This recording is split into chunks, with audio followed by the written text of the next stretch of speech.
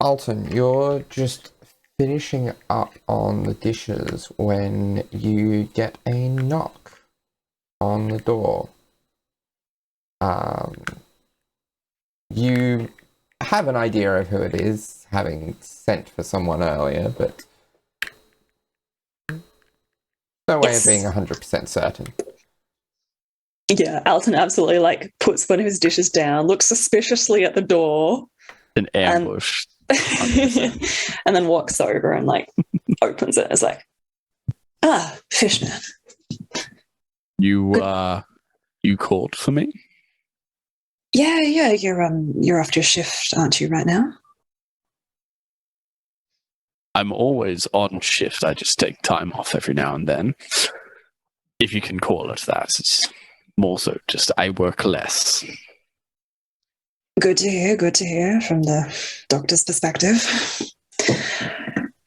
Right, you wanted to have a talk about how the pistols work. You wanted to learn? Yeah, I saw them in action, and can I just say, incredible. I've been waiting for quite some time. You don't use them very often at all, and every time you use them, I just so happen to not be there. I hear tales of people, and they say how awesome it is, and I finally got to see it, and you explained a little bit about it. I know very little. Perhaps I can help, but I don't know. I just really wanted to have a closer look. Yeah, absolutely. I've done a couple of modifications on them myself, so I'm glad that they are impressive. Absolutely, it's not magic, as you said. It's an actual chemical reaction or something of the sorts, and explosion maybe. Is it an enclosed chamber? And what does it fire? Do you have different ammunition? You mentioned, I believe, black powder or gunpowder. I don't know. It's all so new to me. Yes. All right. Oh, yep. I've got them stashed in the kitchen. Okay. All right. Go sit down in the mess hall, and I will tell you everything. He ducks out. He grabs his pistols from under a pot or something. Meanwhile, Fishman's everything? I know there's probably a lot I don't know, but to describe it as everything, is it magic? Perhaps does it rip in time and space and fabric? What? Oh my! All right, I need to prepare myself. And he will sit him down in the mess hall and have his book open, ready to go, expecting to write an essay of whatever you're about to show him. All right. I've got an old crossbow that needs fixing as well. So, you don't know too much about how the pistols work. Do you just want to run down on the process, or do you want to know how to fire them? Everything. You said everything. I would like to know it all. I've heard of these pistols before, firearms, but they're so rare. Yes. I haven't come across many of them up here on the surface. I was pretty damn excited to find one. So I had to get my hands on it. Right. So he just gets out his dual pistols and he's like, basically, brief summary on how these work. So I should have proper bullets in them, but those are really fucking expensive. So I just have blast powder with little bits of metal. Sometimes can damage the actual gun. Haven't had too much of a problem yet. Would be great if I could get pistols, if I could get proper bullets. So basically, and he's and then he looks up to see whether Fishman is taking notes.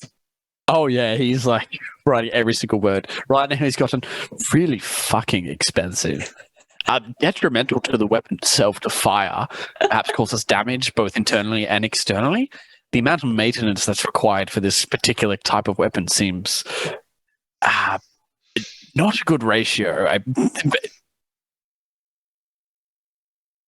He just keeps on writing and writing and writing. He doesn't stop.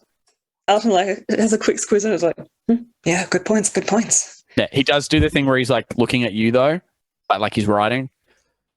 It's the equivalent of like touch typing. Alton looks so chuffed.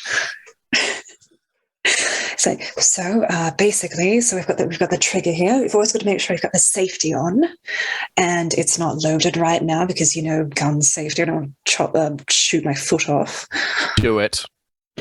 Don't shoot your foot off. Just shoot it. I need to see it again. If that's okay, I will pay you. When you say fucking expensive, is that like my retirement funds expensive?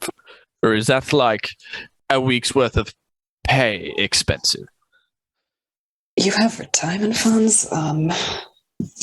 We do you not? Monetary you should level. Be saving it.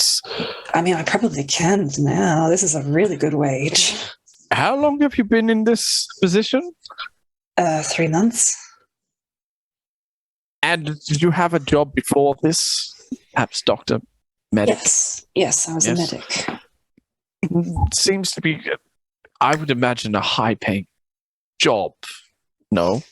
People tend to get quite grateful when you save their life. Maybe if I was saving the lives of nobles or something, if I'm saving the lives of people who can barely pay to feed themselves, it doesn't really happen. Actually, I do see here in my book, you apparently healed the enemy as well when we were raided or boarded by that enemy crew. I do like your style, but are you sure that was the right move? It seems you have a great passion for the practice, but they could very well be our enemies later down the line.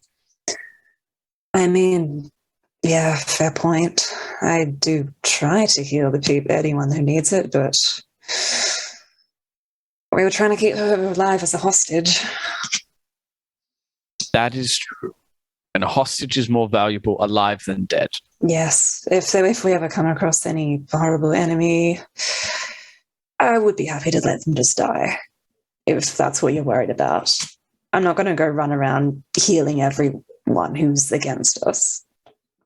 Fishman flicks back to the page where that note was and crosses it out where it said has great respect for the practice and instead writes understands hostage situations. I love that. But anyways, please, I will cover any cost of just one firing depending on how expensive. Certainly. All right.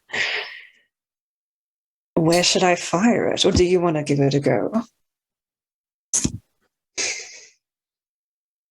as a quick point of clarity, while Fishman is deciding. He's decided. I did a quick calculation. It is a single bullet. A single blast powder bullet would typically run about 2 silver if it was purchased outright, or 1 silver if it was one you were able to make yourself, Alton. That is my entire retirement fund. That is not a good retirement fund. No, I'm joking. That was a lot. Why not both? Both? We're going for 2 shots? It just depends on how expensive it is, really. I still haven't gotten the straight answer, but that's what I want. Yes, I was trying to calculate. I will say it's 1 silver per bullet, I think. You think? Yes. You know what? Fuck it. Do it. All right. We'll go onto the deck and try to shoot a cloud or something.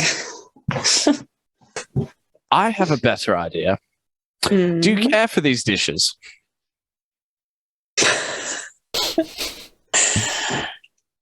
Do you want to shoot a plate? I believe that might be a very fun thing to do. We seem to have a few, more than we need. I will buy more. I'm sure Nerys won't mind.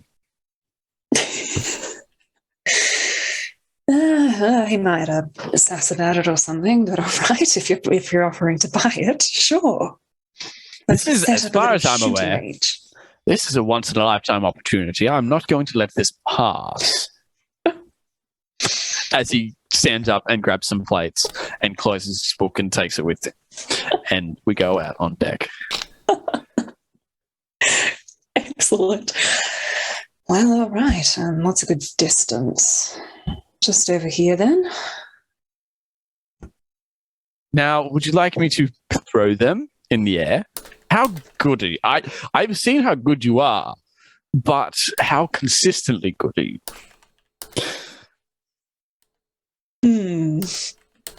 I mean, I've been I've been shooting for a year. Good enough. Are you ready? Sure. Yes, no, I've got this. Newman looks left and right. Is Nerys around? At this stage, roll me a perception check.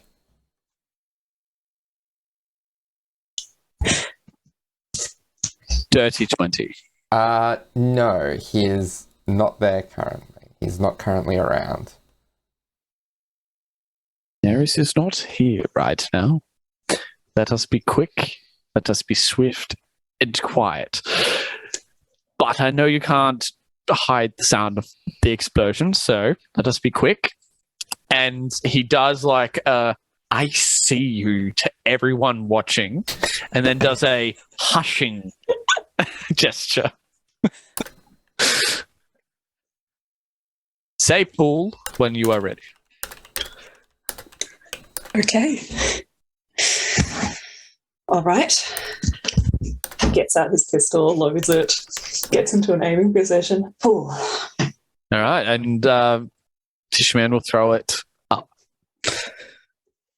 Okay. Would it be disadvantage because it's moving, or is it just normal? No, it's just normal. Oh, okay, cool. Yeah. What is All the right. AC of a plate? Yes. Let me just check my DM screen because there's just ad hoc ACs. Well, I rolled a 22 to hit, and I rolled minimum damage, 6 damage. 6 damage. Is that going to be enough to destroy? That's going to be enough to destroy something like this. Yeah. So AC is quite low. Yeah. I'd say it's fairly fragile. So Shatter.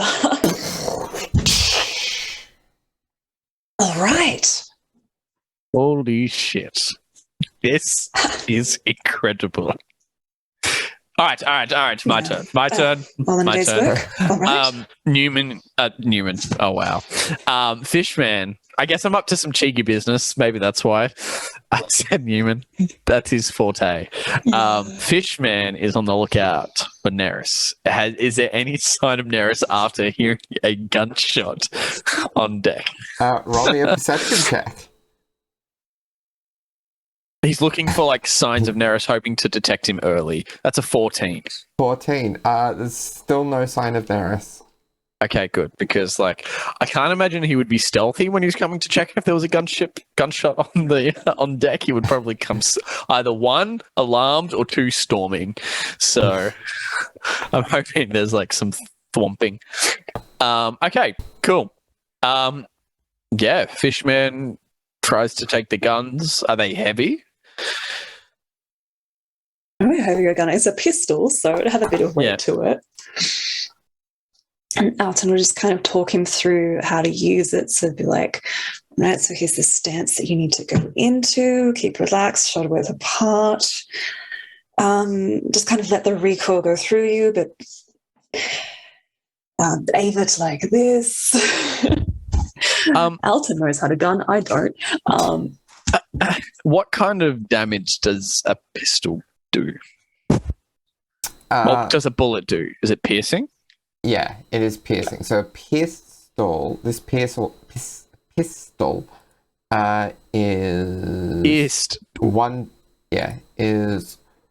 1d10 plus dexterity. I just need to check about proficiency with this, because you're not proficient with it. No, I'm not. No. I don't think you can add your dexterity unless it is a martial or simple weapon. I'm trying to work out where you add proficiency and where you don't. But you don't add proficiency. I believe it's just a straight dex check, basically, for the actual attack roll. It's just the damage. I'm just going to pre-roll. I don't know. I'm going to pre-roll to just Darby it myself, just for the meme. I'm just going to grab the plate and get into the distance. I'm just going to be like, tell me when. Okay. Yep. Are you ready, Darby? Yeah. All right. I don't know how to use this. You said that recoil, and I've heard this is possibly a safety. I don't know. And he's like looking at it, he's like, nah, whatever. And he goes, pull. He points the gun at the plate and he pulls the trigger and he rolls a 6, which, including dexterity, is a 9. Okay. It misses. Like, it shoots wide. You kind of rocked backwards by the recoil. But the gun is fine. And you are fine.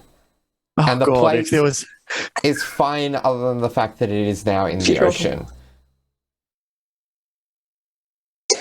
It just kind of feebly fell into the water.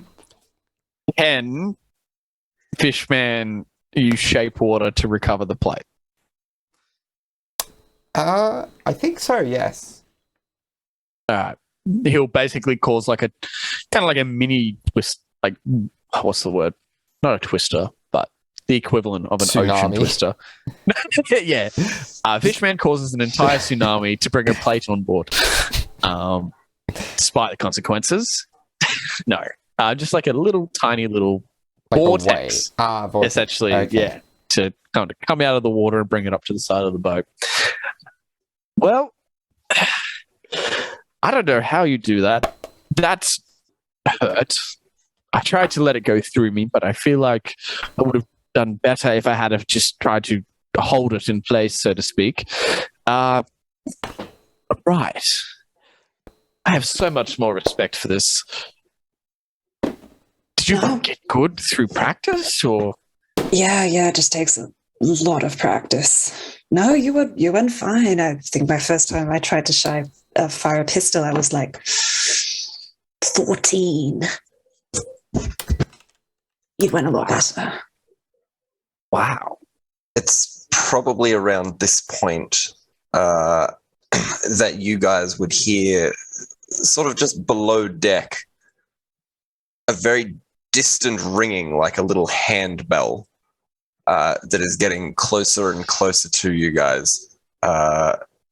Okay. Fishman will say to everyone, keep this quiet. I hope you enjoyed the show. Cover for us and cast fog cloud. And then gestures to everyone to get below deck and for us to go back to the kitchen. What happens? Roll initiative. Like we're not going into combat here, but we're using it's basically an opposed initiative check. Yeah. Okay. Well, dirty 20. I think got a 9. But Fishman has been an active lookout. Nerys? 5. So, even as slow on the draw as Alton is, and I guess I should get a roll in for the crew. See how they go.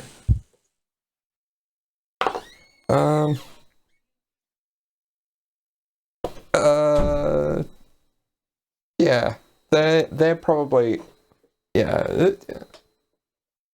So by the time you get out, Nerys, you just see this dispersing fog and no one on the deck. Can Nyzen please approach? Sorry. Can Nyzen please approach? Oh, sorry. Hang on. Have I gotten completely mixed up? Yeah. No, sorry. I got mixed up between Nyzen and Nerys. Can Nyzen approach Nerys? And Fishman would have said to Nyzen, fog storm. You believe you saw something. There was a bang. I don't know. Okay. He's not smart, okay? Yeah. Nyzen relays that.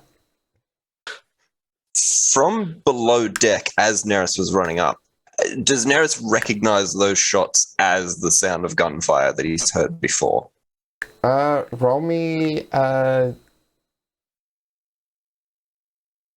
intelligence check. Just a flat intelligence check on that one.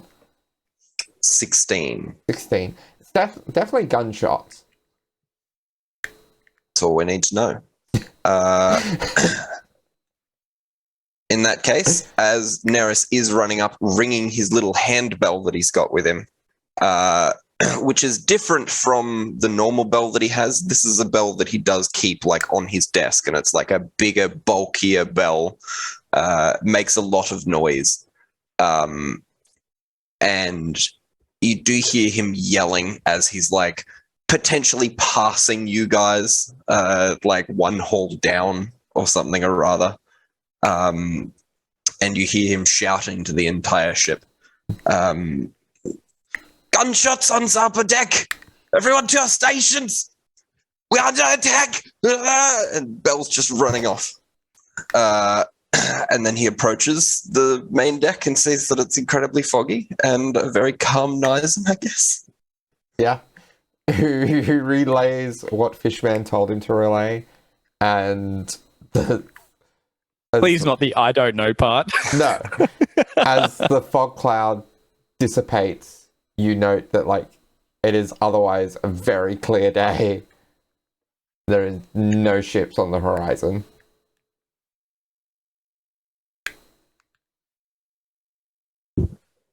Nerys kind of looks around a little bit.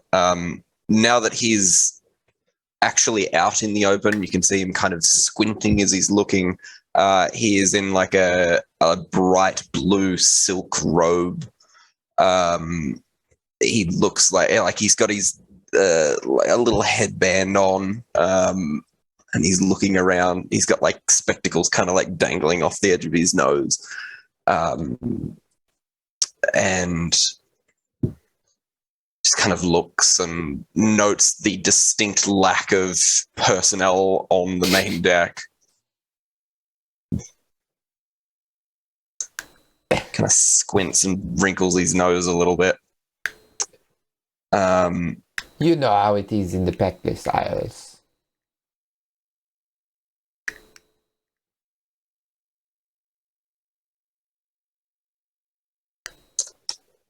Excellent job. Continue your work. And Nerys will turn around and walk back and telling everyone if they had come out to assist that it was a false alarm. Everyone is doing a wonderful job and they are to return to their posts. And Nerys will return to his room. How exciting. He'll just sit in his chair and just kind of like hunch over more, knowing that something's wrong, but not knowing to what extent. Okay. I love it so much. So yeah, we're back in the kitchen now, I believe. Yeah. Wow, that was close. Nice Ooh. little ruse there. This is exhilarating. Do you feel like this every time you take a shot? Oh, I mean, it depends on the situation. Oh, right. Ooh. And you has to calm down, and he'll seat himself back down, and get his notebook open again and start writing a whole bunch of stuff in there. A little drawing here, a little drawing there, just rough sketches to be really quick. And then he's like, have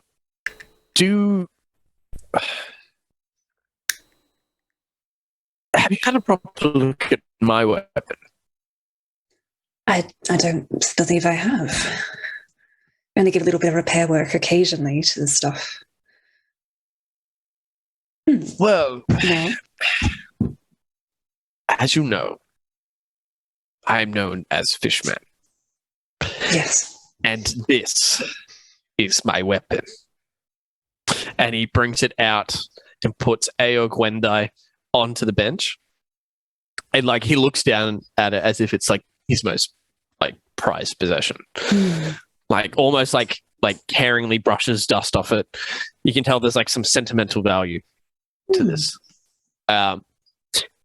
She weighs 18 pounds and fires one non-custom arrow at 2 arrows per 6 seconds. And he stares at you and says, "It costs 20 copper to fire this weapon for 12 seconds." And then he gives a little chuckle. And you can tell as he's brushing, he stops and looks quite intently at his crossbow. Oh my God. Who touched 𝗖𝗔𝗦𝗧? Who touched my poon? And he'll scream that out. Oh dear. And he's looking very suspiciously, and he might peek out up at the stairwell from the kitchen and see if anyone's coming down or answering. Right. I may have to keep a closer eye on this. I don't like people touching my stuff without permission. Surely you're the same, right? Oh, yes. I mean, the no one allowed in the kitchen rule. This scratch was not here before. Can Alton see a scratch? There's a very small scratch. Yes. He points at it, so I'm guessing you can see it. But it's nothing. But to him, it's this is detrimental to the weapon. Oh, my condolences. Might be able to buff it out. Look, it's probably not as bad as I'm making it sound, but this weapon has gotten me through some hard times. I often, as you probably know, I'm experienced, yes, but I do rely on others to give me direction. I can make my own decisions, but they're not usually quite as effective as what other people might come up with. And because of this, some people think they can outsmart me. But I am yet to meet anyone that can outsmart my harpoon. And then he will point it towards a hanging frying pan or something of the sort and fire his harpoon at it. Right. Which... Yeah, roll for it. Alton's kind of smiling. It's kind of oh yeah, nice way to think of it. And then just as he does this, his jaw just drops. Maybe it doesn't. That's a 12. That misses. What does it hit? Outsmarted by frying pan. Again. Does it hit the wall? I think it just hits the wall, yeah. Oh, shit. I'm sorry. Okay, now It was meant to be below cooler. decks. Hey. Actually, no, you're in the middle. You're fine. Yeah, but still, I'm guessing the walls are wooden. Yeah. It would leave a mark. I'm just talking about if it's going to leave a hole to leave water in. But no, you're not that low in the ship. He gets up and he reels in the wire and gets closer to the wall and yanks it out and brushes over the wood. Well, I believe I put a scratch in your kitchen. This is very ironic, seeing as though I just complained about a scratch in my weapon. Yes. I will sand this out. I'm sure we have something of the sort. I'll make it look brand new, spick and span. That was meant to be cool. I don't know. You with the guns, the way you held them, I didn't feel cool holding them, but when I saw you holding them, it was immediately cool. I'm not sure if that's just the way you hold them, perhaps. I don't know. Should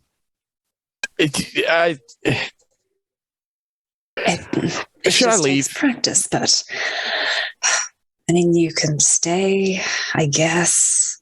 I would rather you not. It would be nice if you would buff that down at some point. Like to keep this kitchen in order. Immediately. I don't know. We could play a game of cards or something, and maybe we could bet some money on it and get back the price of the repairs. You don't want to bet money with me. Really? I am quite good at cards. I see. I am quite terrible at cards, but I'll make it one day. Intimidation check.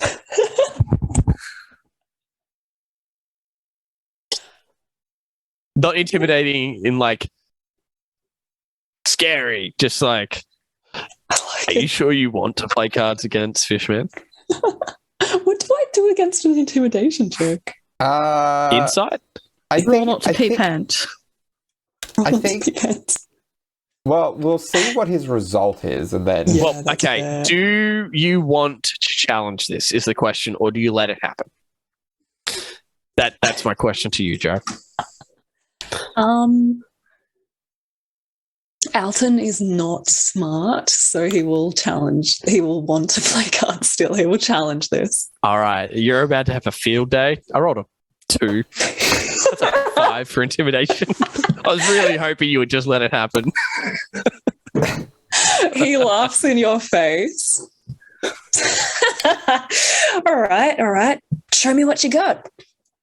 Let's see these card skills. On the inside, he's like, damn it. They found me.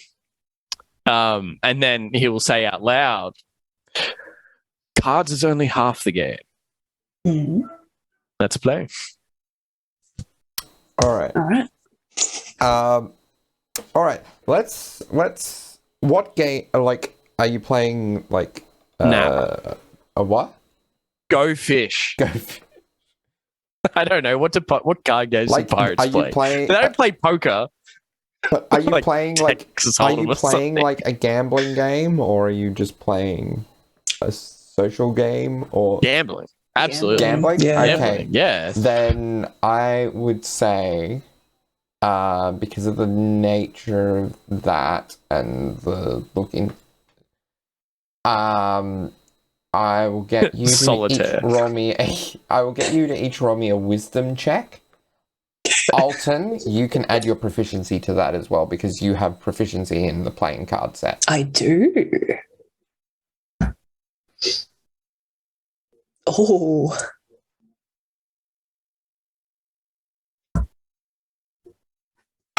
25. Damn it, 23. Oh, right. you got so well. Okay, what It's a did we very get? close match. Yeah. Yeah. So, Damn, your proficiency must be I like don't- out of this world. I don't know what you actually bet, but yeah, Alton. Like over the course of a few rounds, like you probably back and forth both have some wins, some losses each, but ultimately Alton comes out on top. How much does he pay, Alton? What's a reasonable amount to bet? How much? Okay, so you owed me like 3 silvers or something from before. You now owe me 6 silvers. Okay, the Bankrupt 3 you. silver was his retirement funds, and now you're going to take out the rest of his funds? How cool. He's got nothing, leaving you destitute. Yeah, add 6. Add 6. Score. Alton is very surprised to have won. And he's just like, yes. See? Close match, but no. I'll admit, Can't beat my skills. you are quite skilled, or very lucky. Thank you. Which one was it? I think it was skill this time. I've done a lot of gambling. Can you please roll intimidation? I sure can. Oh my god. 19. Yeah, he's intimidated. He's reluctant to play betting cards against you in the future. Curses. Okay, so Tibble, it's getting towards the end of dinner time in the mess hall.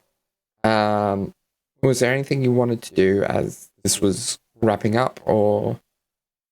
So Tibble, in a typical evening, with the evening meal, he's probably moving between several different tables.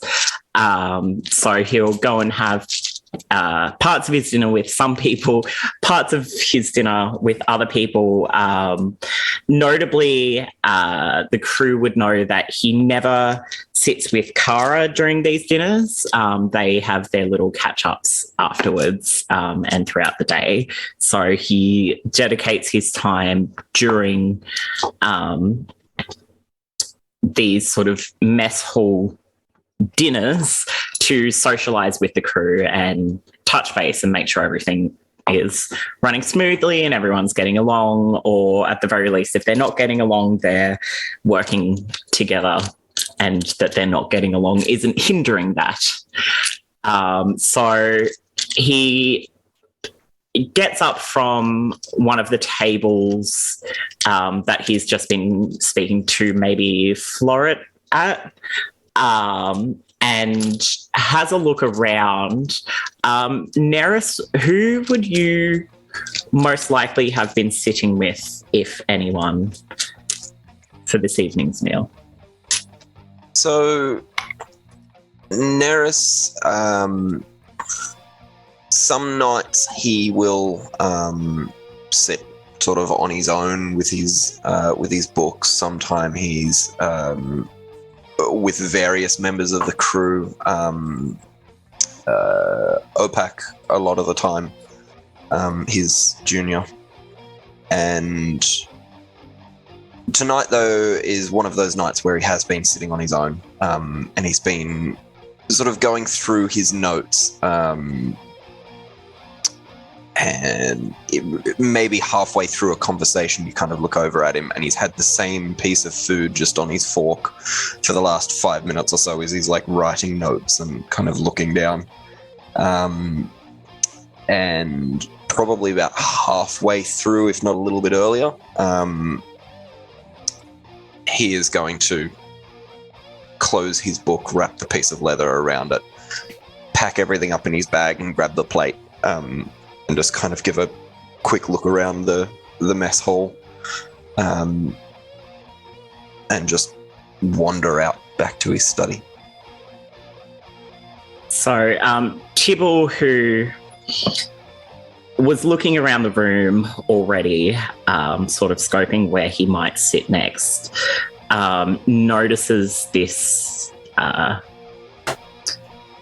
don't want to necessarily say odd interaction from Nerys, because I don't think it's necessarily atypical of him to act in this way when he has things on his mind. And Tibble is aware that while he doesn't necessarily have a full comprehension of things that might go through Nerys's mind, he does have an understanding of what Nerys may have many things going through his head at this point.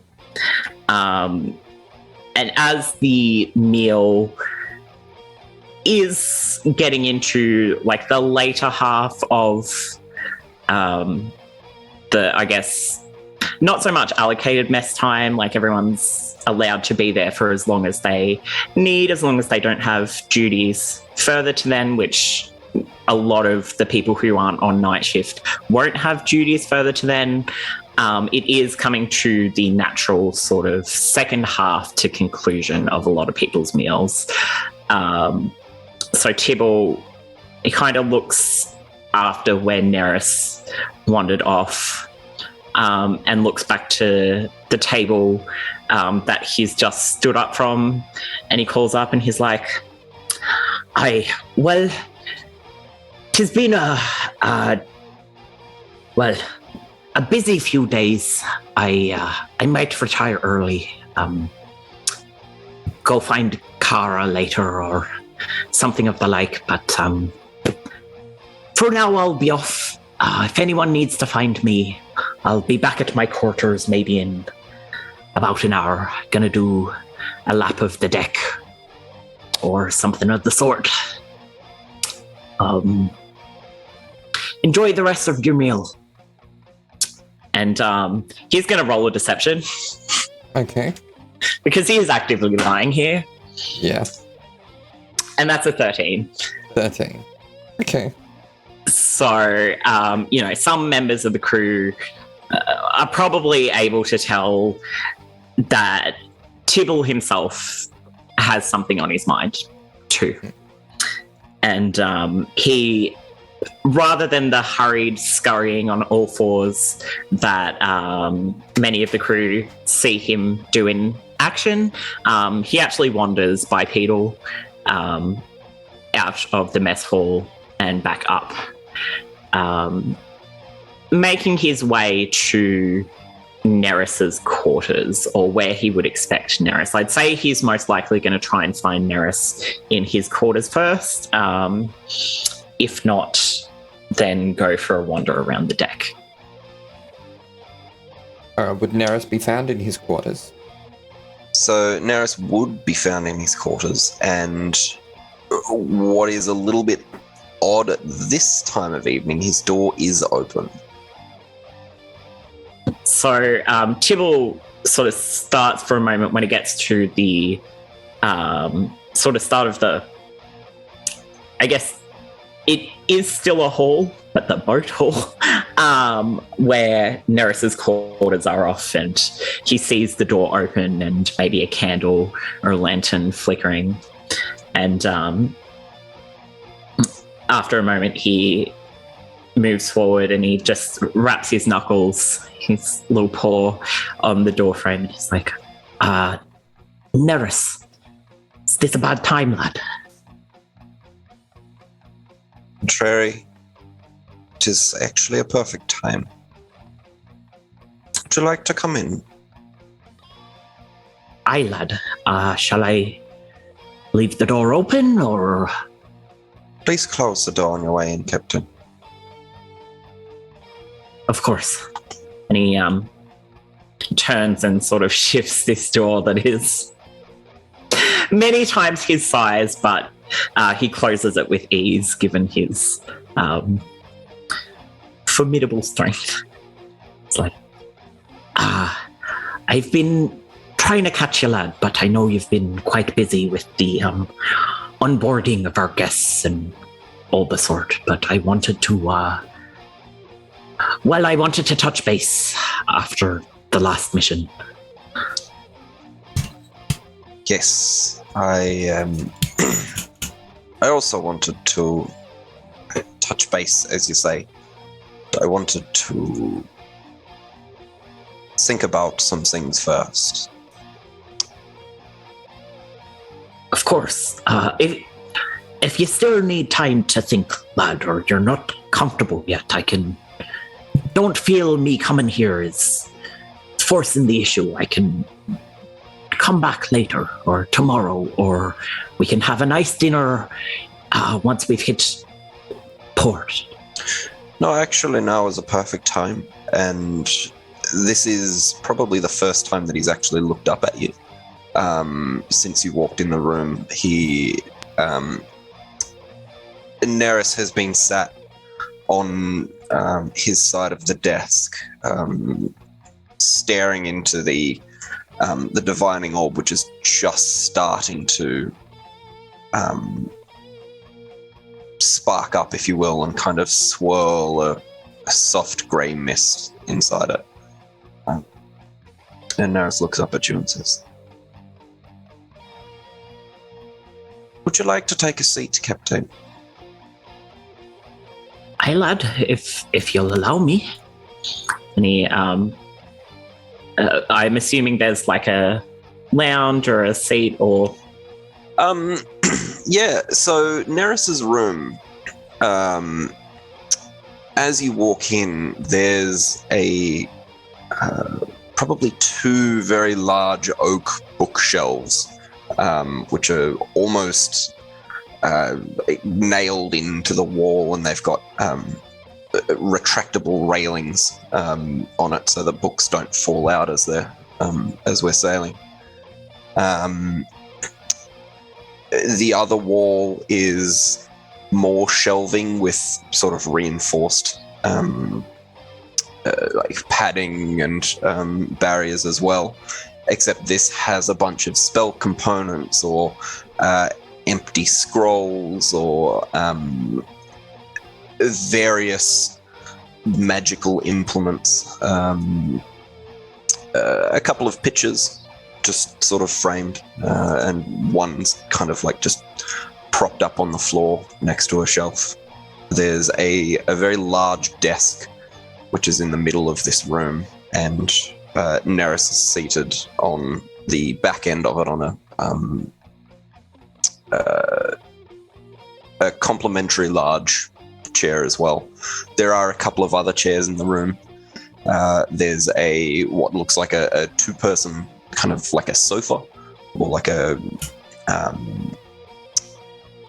one side looks much more used than the other, and there's also a little one-person seat on the other side in the corner, and there's a couple of just standard-looking wooden chairs on the other side of the desk as well.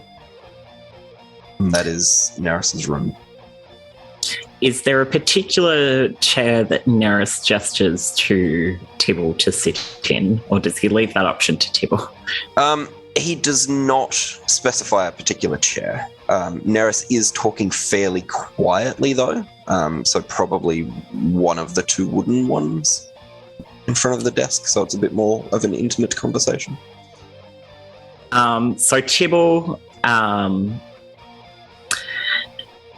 sits, or sort of climbs up onto the chair in front of the desk, goes to sit down, looks up, sees that he can barely see Nerys, given his stature.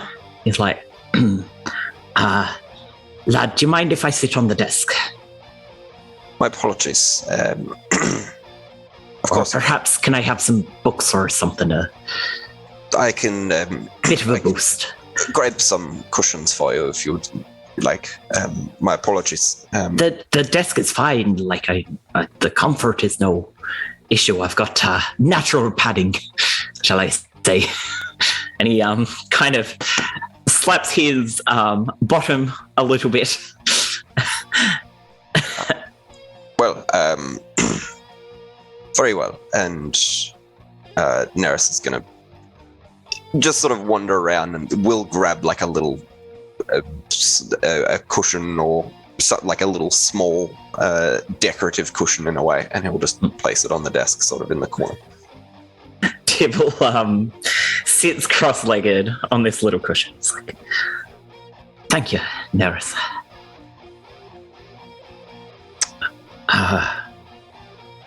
Well, I have some thoughts, but I also like to hear yours very much, so it's... Sorry, I don't quite know how to start a conversation when a clone of yourself tried to eat the brain of, well, someone that you care about.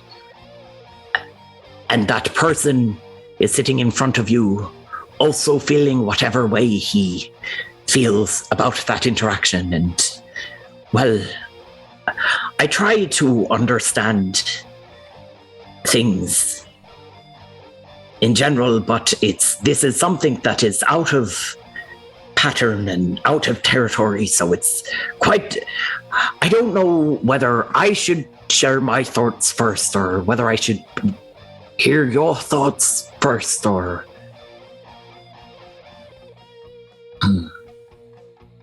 If I may start just quickly, say I do not...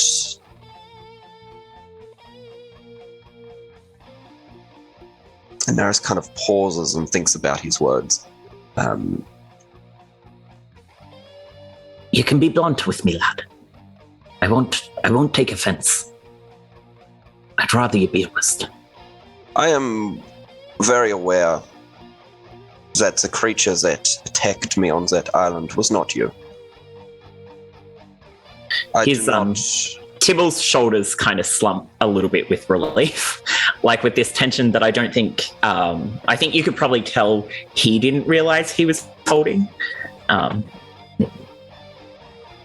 I do not hold you responsible for my attack, per se.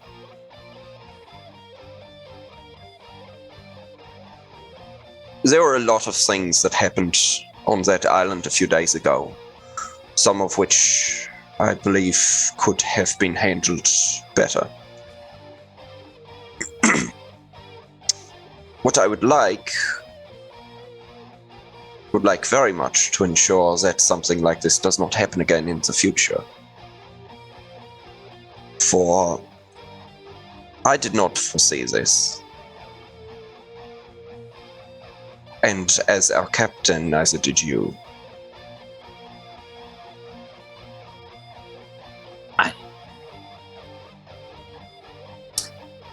If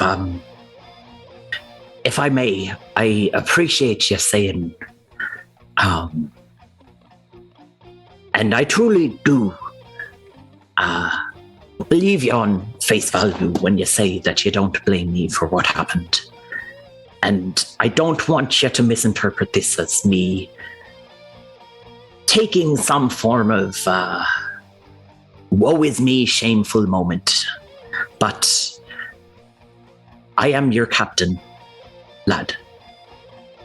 As experienced as you and the other officers in the land party were, and as much as I trust you all, it is my duty first and foremost to ensure the safety of my crew. And as far as I'm aware, I was the first taking. So that responsibility and that blame, while many events happened and many choices were made, that rests on me. I don't want you to blame yourself, and I don't want you to blame any of the other officers that were present. Not that I am assuming that you are, but if you are, I would very much like if that responsibility was lifted back onto me. It's my job. My job is not only to accomplish the missions that we have, but to ensure the safety of my crew. And if I'm not looking out for my own safety, if I'm not aware of what is happening around me to the extent that I can tell that I'm in danger, then I'm not looking after the people around me the way that I should be. So, I guess part of why I wanted to come to see you was to apologize. Nerys, I'm very sorry for putting you in the position that I did. Not only you, but the other officers. As much as you made many very good calls and decisions, and I do not doubt you being the next in command and therefore the officer in command when I was taken down. I believe in your capabilities as my offsider. It shouldn't have been something that had to fall onto you. I know I've asked a lot of you these past weeks, so I appreciate how well you handled the situation, and I apologize for putting you in that situation.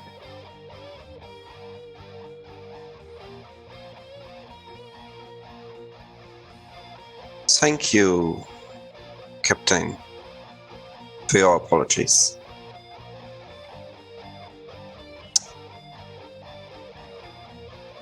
The way I see everything that happened is you cannot change the past. I should. What is done is done. However, you can use what you have learned from the past to change your future. And as both the quartermaster and chief arcanist on board this vessel, I believe it to be my duty to ensure that, well, that the past does not repeat itself.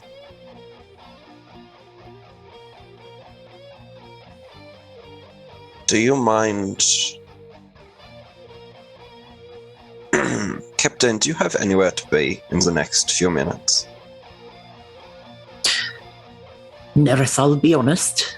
I made a very convincing ploy to the other crew members, may I say, that I would be wandering the deck for, say, the next hour or so before retiring to my quarters for the evening. So I'm yours for as long as you need me, and for as long as you ask of me.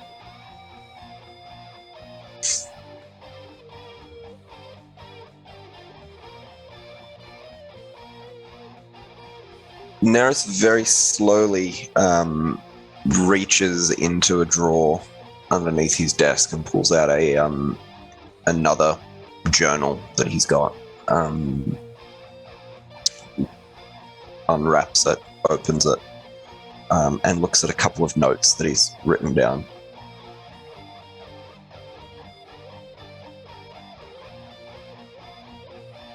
What happened on that island? What do you remember?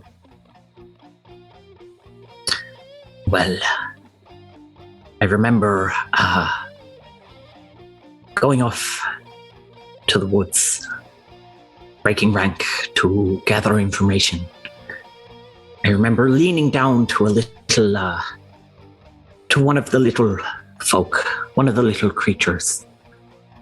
And then I don't remember a lot of much until, well, he roused me, lad. And the rest you know about. Say anything at all? Do you remember? Was there sort of pressure? Was there any sort of... It felt when I leant down to speak to the little fella, felt kind of like someone's tongue was in my ear and then in my brain. But the tongue in the ear felt very literal, and the tongue in the brain didn't. What more can you tell me about the tongue in the brain? It was slimy, but not physically slimy, just felt slimy. And I feel like it was digging about for something it couldn't find.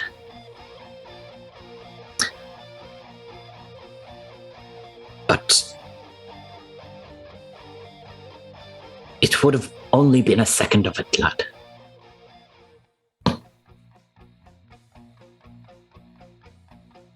If you'll forgive me for asking,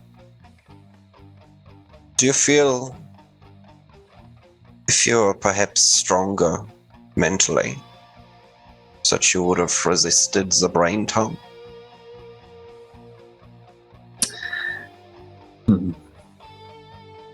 It does ask an interesting question, lad. I think it might also be to do with what the brain tongue was fighting hard to find.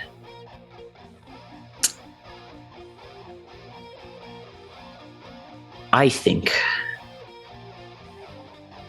that if you're asking if me being mentally stronger could have stopped this, I can't speak to the past. But if you're asking if I'm willing to attempt being mentally strong in the future, I would like to ask what you had in mind. Because Nerys, the future shouldn't just be up to you to look out for.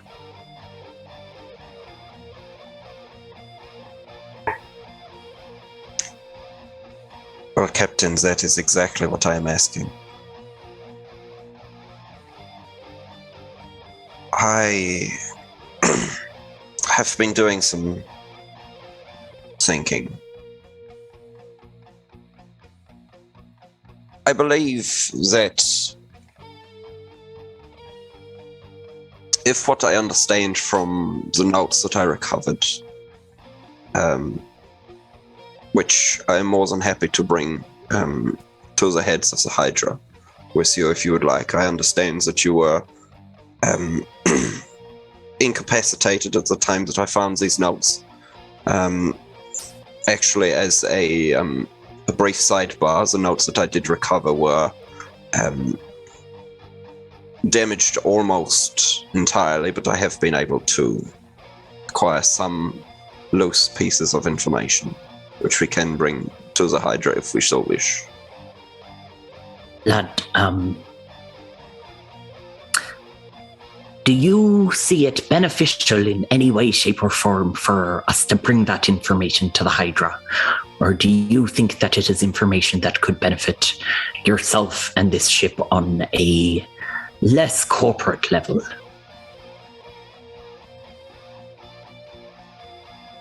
I assure you, Captain, I do not understand what you are asking. However, the notes that I recovered are burned almost beyond recognition. There is but token information in there, so there would be nothing gained by the Hydra. Oh, well, as far as I'm aware, the Hydra didn't ask us for notes. So unless somehow some of the notes that weren't burnt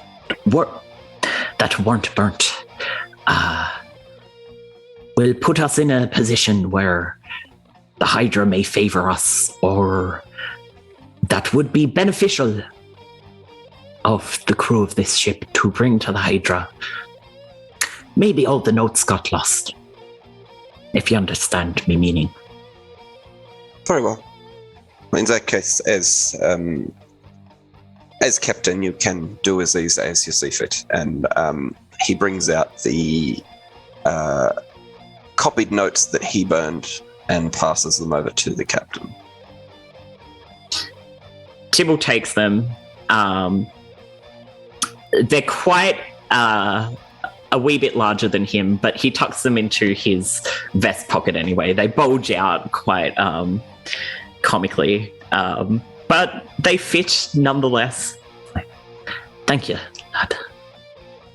I'm sure what little you could gain out of these, you will put to good use. But alas, you mentioned something about the information you found helping in some way. Yes. With this personal stake, less so much on the broader idea of the Hydra themselves. Of course. So from what I can gather, there is almost a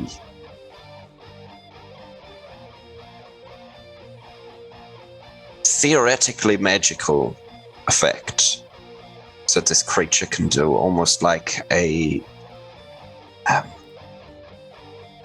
mental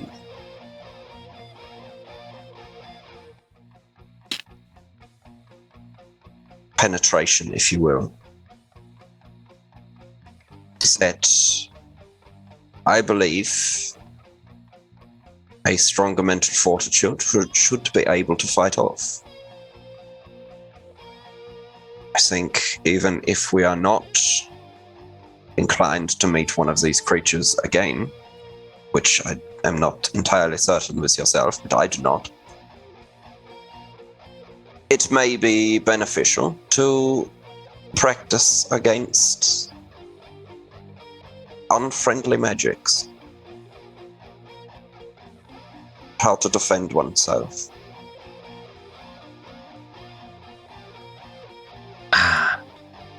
Nerys, if I may be a bit blunt with you,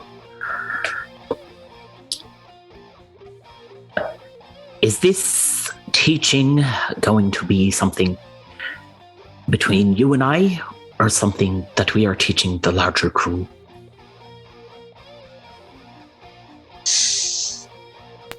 I'm sure some things that we can bring to the crew in the future would be very beneficial, and it is definitely something that I would like to work on. However, as our captain and someone who has been subjected to this in the past, I feel like it would be of importance to start with yourself.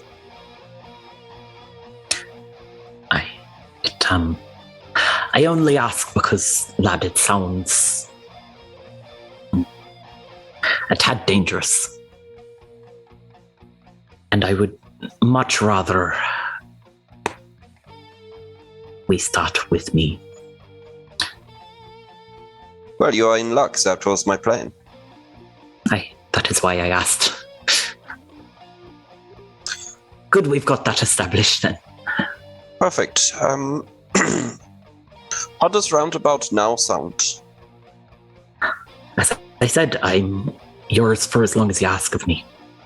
Wonderful. Nerys is going to grab the wand that is positioned on his table, and he's just going to quickly flick behind the captain to the door, and a mage hand just comes across and just slightly locks the door.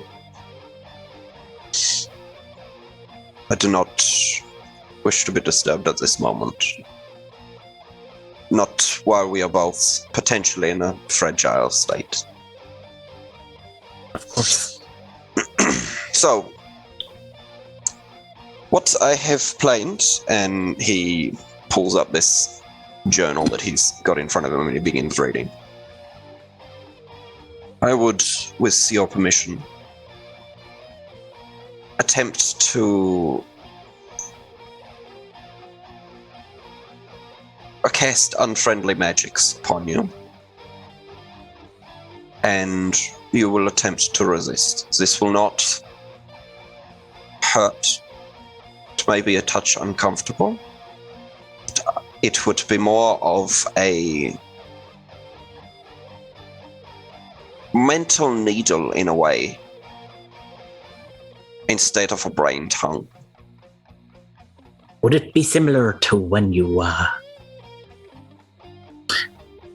do that magic thing sometimes to gather how I'm feeling about things? That is exactly what I wish to do, Captain, except in this instance, I do not want you to let me in. Aye. A more sort of forceful way rather than a friendly nudge. I wish to learn things, and you wish to not allow me to. Aye.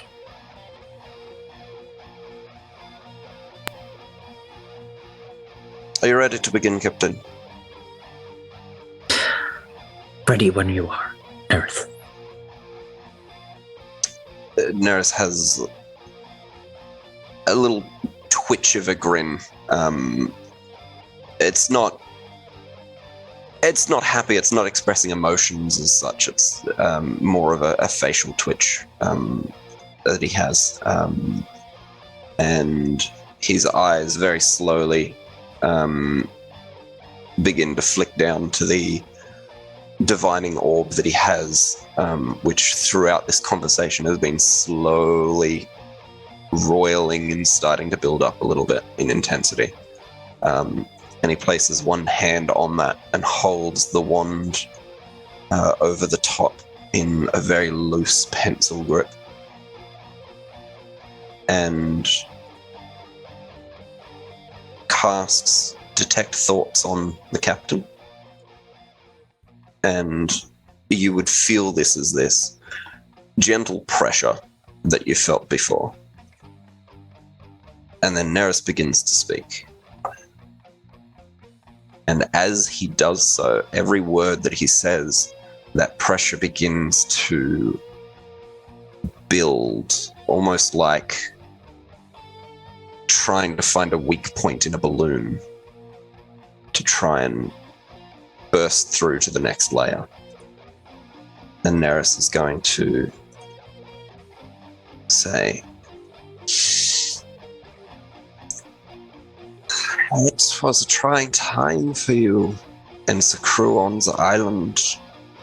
There's multiple things going wrong under your command.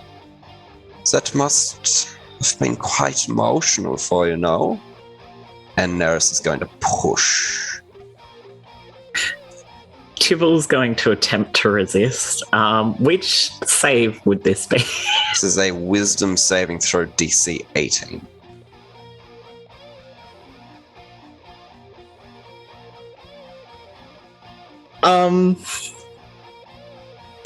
I don't think any of us expected this outcome first try.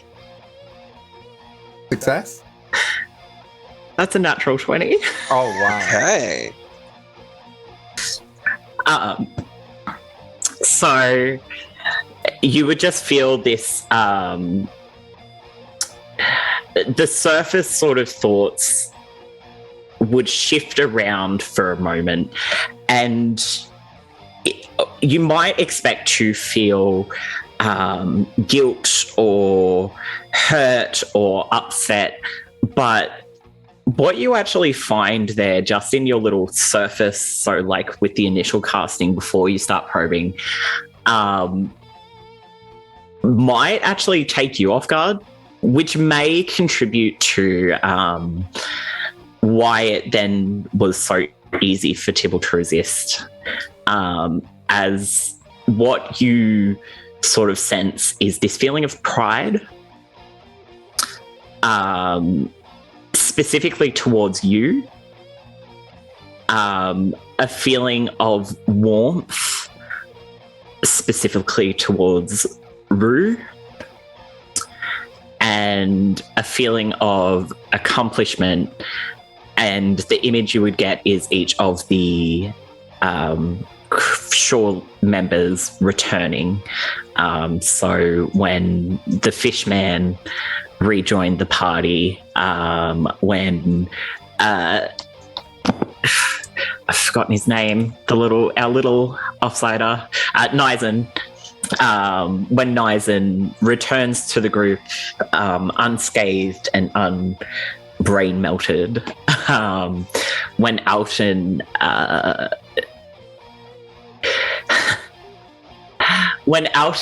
manages to not lose his shit around so many people, as frustrating as he may find, and around Tibble specifically, and you get that warmth, and then as you sort of push,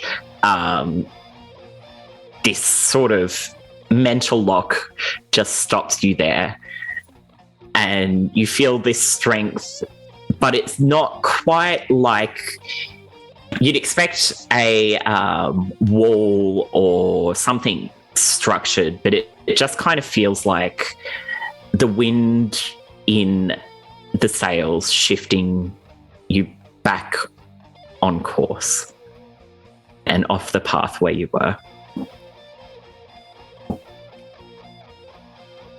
How was that? It's done very well. I don't feel any brain worms. You're not going easy on me, are you?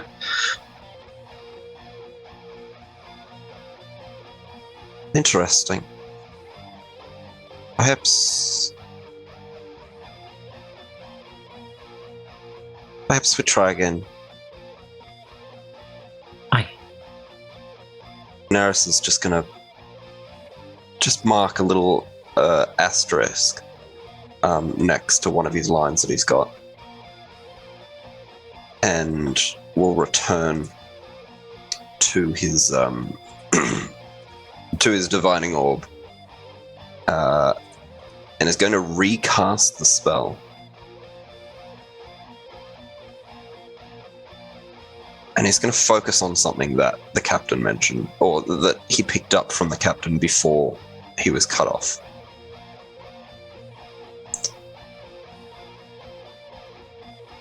Again, Tibble feels that pressure slowly begin to build, and then that prodding, almost insistent and never-ending in various parts of your mind. He has taken some guests on board the Polaris, bound for Anchor. You have strong feelings about one of them, do you not? Tell me about how you feel about Rue. He's gonna push.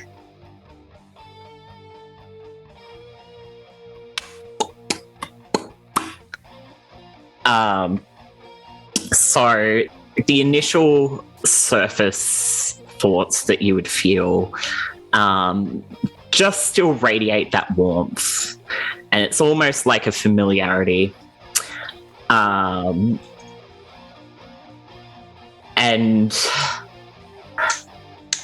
then there's this light sort of, you feel that wind trying to push you off course, but then the wind sort of swirls around a little bit, and as you follow it, you're taken on a path through Tibble's brain,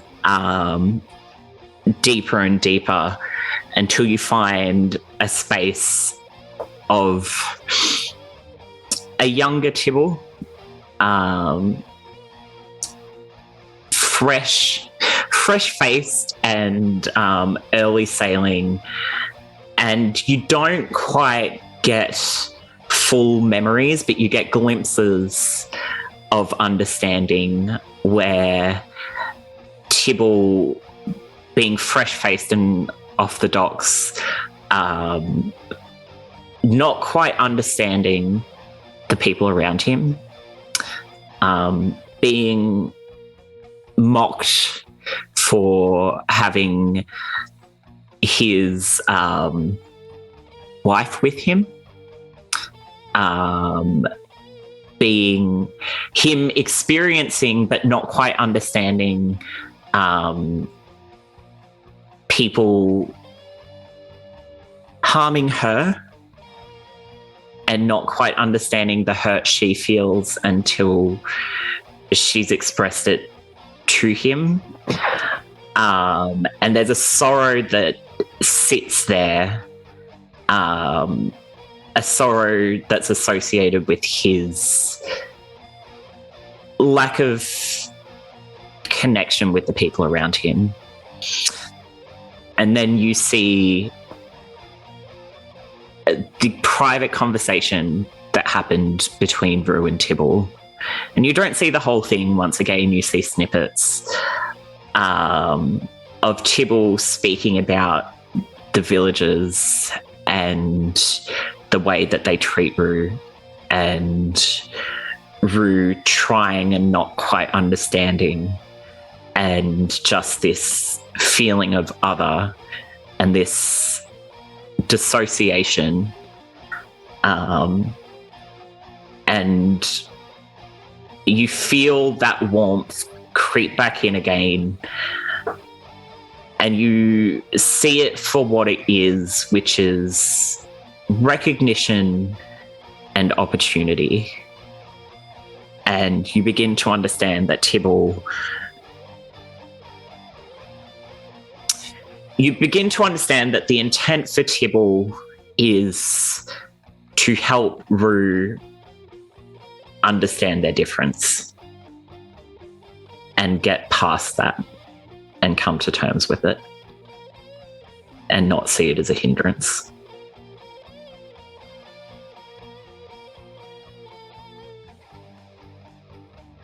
Nerys is going to withdraw slightly, keep the spell going. I'll say, "'Tis very bold of you to wish to help. It is something I have come to expect from you.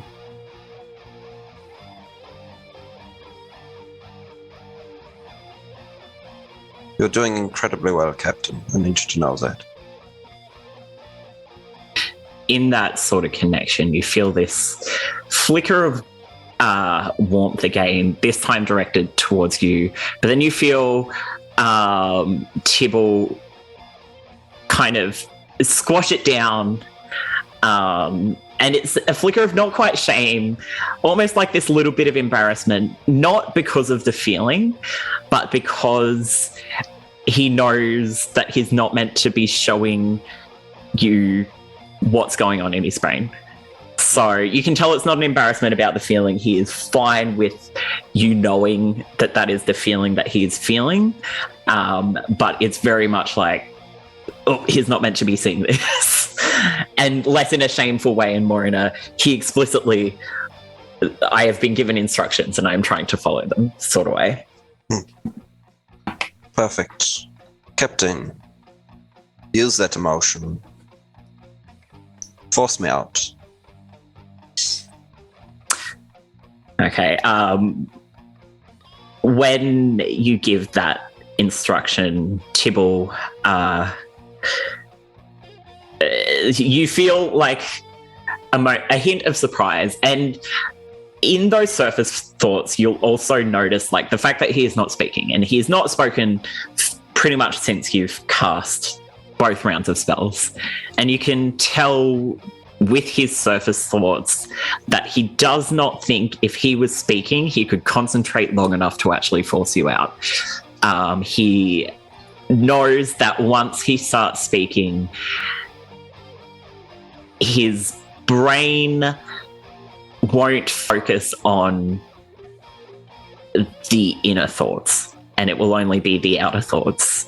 And so the inner thoughts will be laid bare. But when he hears that instruction from you,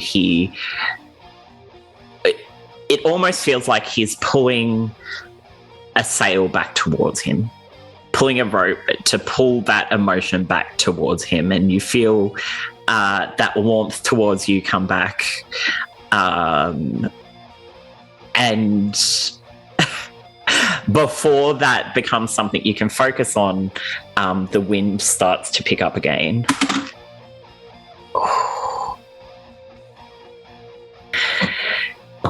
And you feel the wind shift you to the skirtings and periphery of thoughts and memories. And just as you think you're going to be shifted out, the sails change direction again. And you can tell he was close this time. It was so close to being able to push you out. But you curve back in again. And you see snippets of yourself when you first joined the crew. And you see snippets of yourself in moments where I don't think you realized you were being watched. I think these are moments that you thought you had concealed quite well in your early days. And you see Tibble, younger than he is now, but very much how you remember him, seeing this new crew member and just trying to learn you. Not so much learn about you, as he has your dossier and he can have conversations with you, but learn your emotions and learn your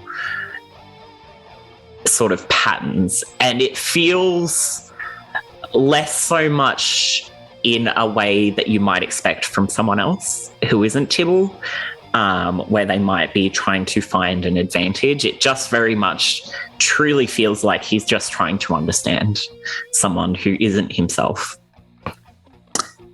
And so you see these moments where you're working yourself ragged, moments where you are putting so much of yourself into your study, where you're days where you have gone all day without eating after not sleeping the night before. And you see yourself in this way where perhaps to someone else you might look, there might be this feeling of maybe panic or concern, as you may look kind of a bit withered or a bit haggard to the outside. But from Tibble, you just feel this curiosity to begin with, that as time moves on and understanding grows, slowly grows into a familiar concern. A concern of understanding and a concern of recognition. And as you feel that recognition settle into Tibble within the first couple of weeks of your journey on the Polaris, you feel the memories shift again. And you see a very young Tibble this time, maybe 17, 18, walking into a pub, a tavern, for the first time. He's with a group of friends, and you see this tiny, slight little figure within the corner of this tavern, and she carries a similar overworkedness, a similar push, a similar exhaustion and a similar drive.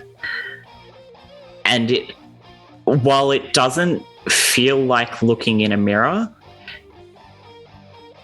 it feels like some form of distortion of self. And it probably takes you a moment to recognize that this figure is Kara. She looks very different. She's very thin as opposed to the homely woman you see her as now. Her features are very different from what you've recognized her as prior.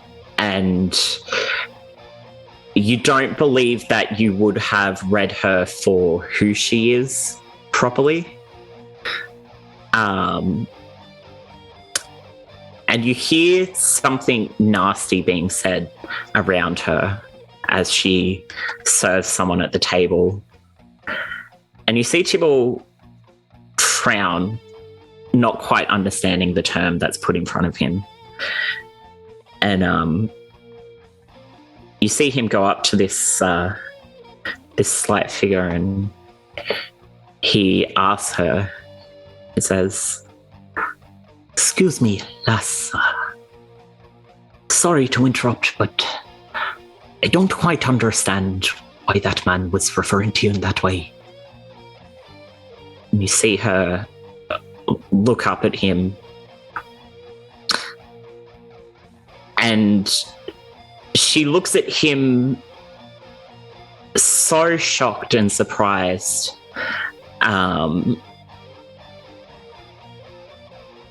Because in him she sees recognition for who she truly is.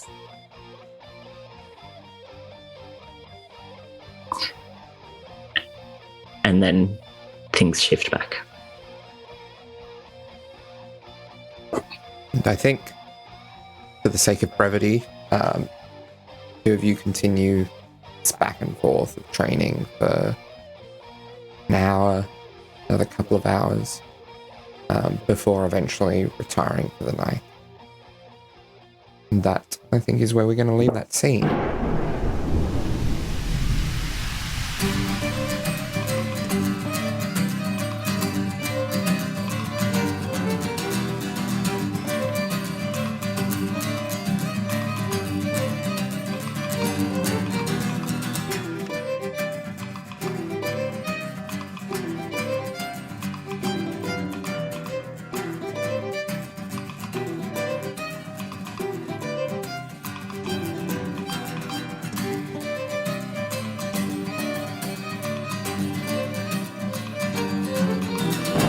Holy shit, y'all. That was so good. amazing. Thanks, Jake. That was so fun. Oh, yay. People got it. It was so human It's core. very funny. It was so funny. Yes. Changing it to burn. My God. If anyone doesn't know what it is, it's from Team Fortress 2, and there's like a really buff Russian who has a minigun called Sasha, and he goes, "This gun costs $12 million to fire for 12 seconds," and then he's like, "Oh my God, who touched Sasha?" And he goes, "Some people think they can outsmart me. I'm yet to meet a person who can outsmart Bullet." Oh, that's great. That's so good. That's so good.